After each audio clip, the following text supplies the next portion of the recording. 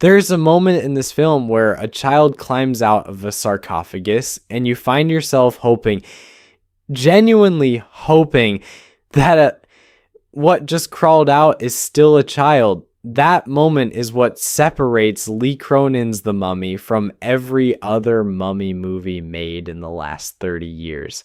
And trust me, that's not a low bar to clear. It's basically a graveyard of missed opportunities. If you want more takes like this one, subscribing to reviews of films is the move. Let's start with what Cronin actually gets right, because he gets something fundamentally right before he gets almost everything else wrong.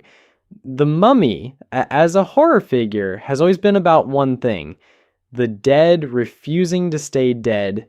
Not out of revenge, not out of romance, not because of a magic artifact with glowing blue light, but because death, when it's disturbed, when it's unresolved, when it's left half buried, becomes something that seeps. It bleeds into the living. It gets into the walls. Cronin remembers this. He takes the myth and pulls it out of the Egyptian adventure film genre, away from golden light and shirtless heroes and comic sidekicks, and drops it somewhere wetter, somewhere that smells. And the smell is important here because this film is aggressively physical in a way that modern horror almost never allows itself to be. We live in an era of sterile darkness. Everything desaturated, everything misted over, every shadow perfectly composited, and none of it touching you. Cronin touches you. The film goes after your stomach, not your eyes.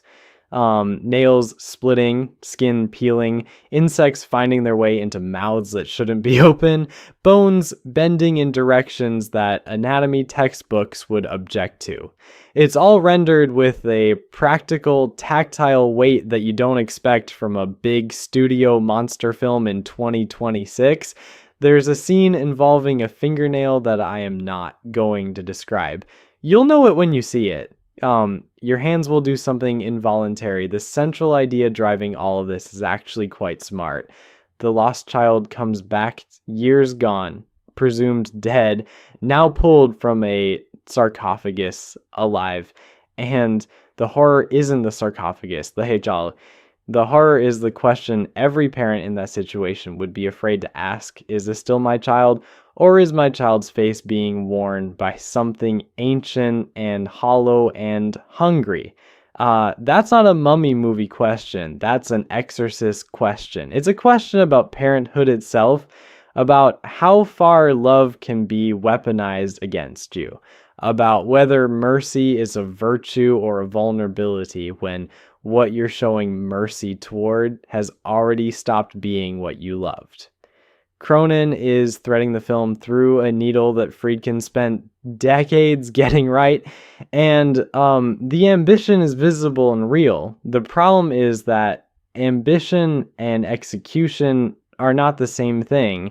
The Exorcist worked because it wasn't only about the body, it was about everything surrounding the body. Medicine failing, faith cracking, a mother's guilt turning into something she couldn't name, a priest's belief being dismantled and rebuilt in the same room where a child was being destroyed. Every institution humans trust to explain the inexplicable was put on trial simultaneously. Cronin's film doesn't do that. It stays at the level of the body. The body rots. The body bends. The body expels things. The body refuses to be normal. And eventually the body becomes the whole argument, which would be fine, genuinely fine, if the film were 90 minutes. At 90 minutes, you're in and out before your defenses go up. But at 135 minutes, your brain starts working again. You start noticing the moments where characters make decisions that only exist to delay the ending. You start feeling the screenplay mechanics underneath the skin of the thing. And once you feel those mechanics, the spell breaks and you're just watching something that is occasionally extraordinary and frequently exhausting. There is a genuine dark humor buried in this film that almost saves it. Not the broad winking horror comedy that Cronin plays with in the Evil Dead universe, but something quieter. A kind of sadistic satisfaction in its own excess. You have a sense that someone behind the camera is looking at the audience and smiling the way you smile when you've done something you know is too much. The film's best moments carry that feeling. They feel transgressive in the old sense of the word, the sense where transgression had a point and a pulse. And Cronin is doing something politically interesting underneath all the viscera. There's a real attempt to take the mummy out of its colonial framing, to stop treating ancient burial sites as exotic set dressing for Western protagonists to violate and then survive. That's worth noting. That's a more interesting version of the mummy myth than we've had since Karloff in 1932 was making it about an obsession that outlasted death itself. But the film can't quite decide what it wants to be at its full length. It's too grim and sincere to work as pure splatter entertainment, and too reliant on physical horror to carry the genuine metaphysical weight it's reaching for. It lands in a strange middle zone where you are genuinely affected and genuinely bored within the same hour, sometimes within the same scene. You appreciate what it's doing and you check the time. Both things happen. That combination produces a specific kind of frustration.